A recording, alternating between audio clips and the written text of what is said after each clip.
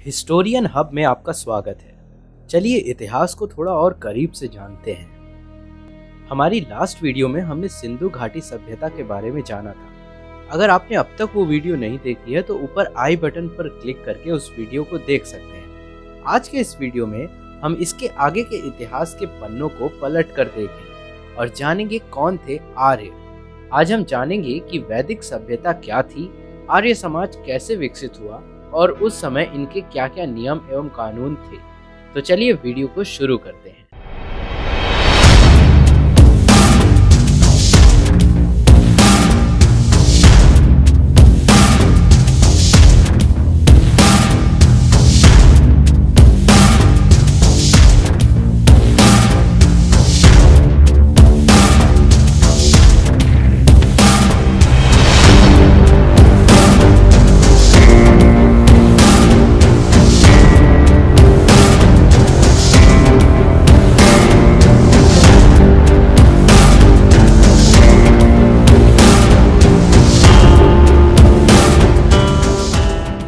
Indus valley civilisation यानी कि सिंधु घाटी सभ्यता के पश्चात भारत में जिस नवीन सभ्यता का विकास हुआ उसे ही आर्य अथवा वैदिक सभ्यता के नाम से जाना जाता है। वैदिक काल को मुख्यतः दो भागों में बांटा गया है। ऋग्वैदिक या पूर्व वैदिक काल जो कि 1500 से लेकर 1000 ईसा पूर्व तक था।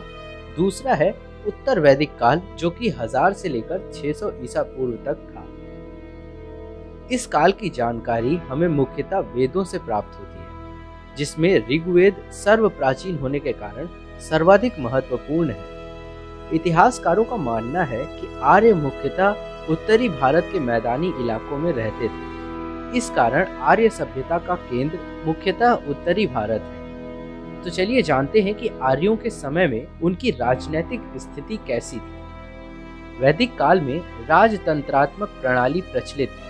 इसमें शासन का प्रमुख राजा होता था। राजा वंशानुगत तो होता था परंतु जनता उसे हटा सकती थी। राजा का प्रशासनिक सहयोग पुरोहित एवं सेनानी आदि 12 रत्निम किया करते थे। चारागाह के प्रधान को वाज्रपति एवं लड़ाकू दलों के प्रधान को ग्रामीणी कहा जाता था। तो चलिए हम आपको बताते हैं कि वो 12 रत्निम कौन कौन से थे और उन्हें क्या कहा जाता था। इनमें पहले थे पुरोहित। पुरोहित का मतलब है राजा का प्रमुख परामर्शदाता। दूसरे हैं सेनानी जिनका अर्थ है सेना का प्रमुख। तीसरे ग्रामीण यानी कि ग्राम का सैनिक पदाधिकारी। फिर है महिषी यानी राजा की पत्नी। इसके बाद आते हैं सूत यानी राजा का सारथी। फिर क्षत्रिय यानी प्रतिहार। इसके बाद आते हैं संग्रहित यानी कि कोषाध्यक्ष। फिर है भागदूत यानी वो जो कि कर एकत्र करता था यानी कर एकत्र करने वाला अधिकारी। फिर है अक्षवाप यानी लेखा अधिकारी। फिर है गोवाकृत यानी वन का अधिकारी। और अंत में आता है पालागल यानी राजा का मित्र। आर्य सभ्यता में विविध क्षेत्रों के अलग अलग विशेषज्ञ भी हुआ करते थे। चलिए उनके बारे में भी जानते हैं। इनमें सबसे पहले आते हैं होत्र यानी वो जो ऋग्वेद का पाठ करते हैं। दूसरे हैं उद्गाता यानी सामवेद की रचनाओं का गान करने वाले। तीसरे हैं अध्वर्यु यानी यजुर्वेद का पाठ करने वाले। और चौथे होते थे ब्रह्मा जो कि संपूर्ण यज्ञों की देखरेख करते थे। अगर हम वैदिक काल की सामाजिक स्थिति पर थोड़ी रोशनी डालें तो सर्वप्रथम जाबालोपनिषद में चारों आश्रम यानी कि ब्रह्मचर्य, गृहस्थ, वानप्रस्थ एवं संन्यास आश्रम का उल्लेख मिलता है।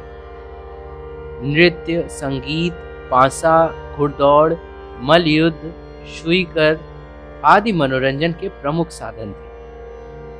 अपाला, घोष, मैत्रेयी, विश्रवारा, गार्गी आदि विदुषी महिलाएं थीं। उस वक्त अस्पृश्यता, सती प्रथा, पर्दा प्रथा, बाल विवाह आदि का प्रचलन नहीं था। शिक्षा एवं वर चुनने का अधिकार महिलाओं को था।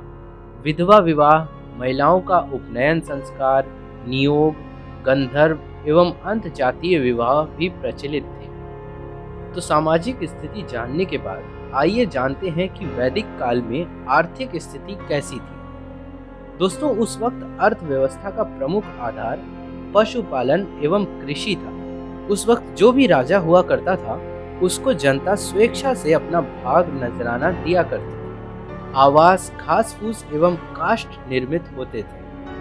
ऋण लेने एवं देने की प्रथा प्रचलित थी और उस वक्त ऋण को उसीद नाम से जाना जाता था। बैलगाड़ी, रथ एवं नाव उस समय के प्रचलित एवं प्रमुख यातायात के साधन थे। ज्यादा पालतू पशु रखने वाले गोमत कहलाते थे।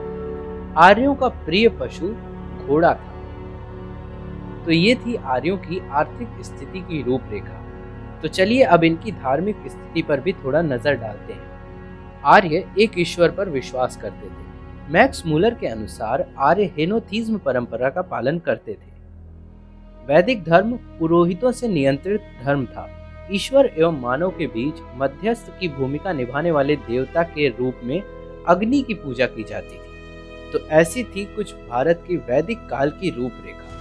दोस्तों, हम इतिहास से रिलेटेड इस तरह की डीप नॉलेज की वीडियोस आपके लिए लेकर आते रहेंगे। आप बस इसी तरह से हमें सपोर्ट करते रहिए। वीडियो अच्छी लगी हो तो इसे लाइक ज़रूर करिएगा और इसे अपने दोस्तों के साथ भी शेयर करिए ताकि उन्हें भी मालूम पड़ सके कि हमारे भारत का इतिहास कितना अनमोल है। हमारे साथ जुड़ने के लिए बहुत बहुत धन्यवाद। जल्द मिलेंगे आपसे एक नई वीडियो में इतिहास की कुछ और भी महत्वपूर्ण जानकारियों के साथ। तब तक के लिए सीखते रहिए, खुश रहिए और आबाद रहिए। धन्यवाद।